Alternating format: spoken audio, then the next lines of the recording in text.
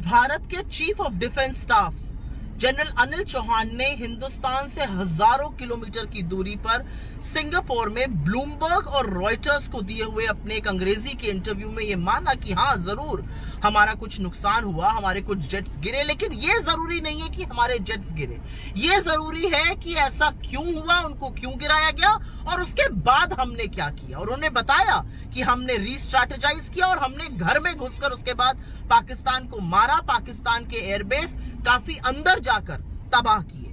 यही तो पहचान है डिसिप्लिन्ड आर्म्ड फोर्स की, यही तो पहचान होती है शूरवीरों की, उनके पराक्रम की, उनके शौर्य की। जब वो मन बना लेते हैं तो वो दुश्मन को सबक सिखाते हैं और वो थोड़ा बहुत अगर नुकसान हुआ तो उसको मानने से इनकार नहीं करते। ये कौन मान सकता है कि अगर आप एक युद्ध लाइक सिचुएशन में हैं, आप एक कॉन्फ्लिक्ट में हैं, तो जरूर आपका कुछ नुकसान होगा और उसको मानना ही तो हमारी साख है, उसको मानना ही तो हमारी क्रेडिबिलिटी है, क्योंकि उसको मानकर हमने उसके बाद क्या किया वो ज्यादा जरूरी मुद्दा है।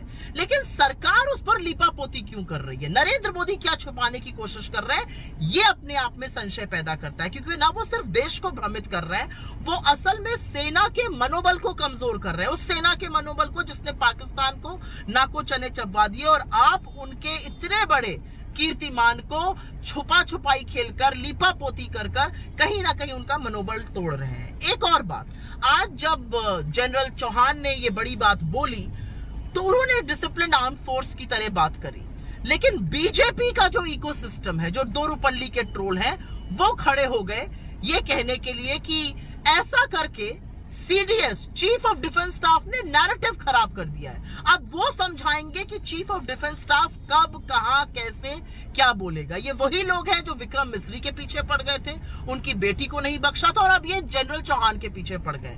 लेकिन असलियत यह है कि इन लोगों को किसी चीज की कोई समझ नहीं है। ये लोग सिर्फ ट्रोल कर सकते हैं। इनके जब सच और तर्क बोला जाता है, और तर्क बोलना यूनिफॉर्म के लोगों का, टॉप डिप्लोमैट्स का काम है, और जब वो तार्किक बातें करते हैं, जब वो सच्चाई बयां करते हैं, तो इनके झूठ के पुलिंदे ध्वस्त हो जाते हैं और ये औंधे मुंह गिर पड़ते हैं। और उसके बाद ये हर उस व्यक्ति को अटैक करते हैं जो इनकी सच्चाई को उजागर करता है, और उसमें चाहे वो चीफ ऑफ डिफेंस स्टाफ हो, चाहे वो फॉरेन सेक्रेटरी हो, कोई भी हो।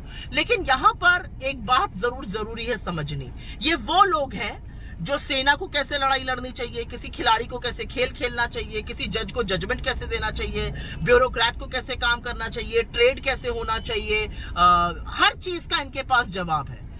असल में ये कुछ नहीं जानते हैं, कुछ नहीं समझते हैं, और ये हर उस व्यक्ति के ऊपर आक्रमण करने को तैयार है जो इनके झूठ के पुलिंदे को ध्वस्त करता है। और यही काम आज ये हमारे चीफ ऑफ डिफेंस स्टाफ के साथ कर रहे थे। लेकिन सवाल आज इस बात का है कि जो बात चीफ ऑफ डिफेंस स्टाफ ने सिंगापुर के एक इंग्लिश इंटरव्यू में कही, क्या वो बात रक्षा मंत्री और प्रधानमंत्री इस देश को, इस देश के सदन को, इस ऑल पार्टी मीटिंग में नहीं कह सकते थे? दो मीटिंग हो गई, वहां पर कुछ नहीं बताया गया। संसद के विशेष सत्र की डिमांड लगातार उठ रही है। जो बात आज चीफ ऑफ डिफेंस स्टाफ ने कही है, इसी बात का मुद्दा तो राहुल गांधी जी ने उठाया था, और इसी बात का मुद्दा विपक्ष ने उठाया, और आपने देशद्रोही को का कगार दे दिया। दिक्कत की बात यह है कि लोकतंत्र में छुपाया नहीं जाता है। लोकतंत्र में शूरवीर सच बताते हैं, और उस सच के बाद हमने हौसला और हिम्मत रख के क्या किया ये भी बयां करते हैं। ये काम चीफ ऑफ डिफेंस स्टाफ ने किया है, लेकिन नरेंद्र मोदी कुछ तो छुपाने की कोशिश कर रहे हैं। वो क्यों कर रहे हैं इसका जवाब सिर्फ वो दे सकते हैं, लेकिन इस प्रोसेस में वो सेना के मनोबल के साथ और इस देश के विश्वास के साथ जरूर खिलवाड़ कर रहे हैं।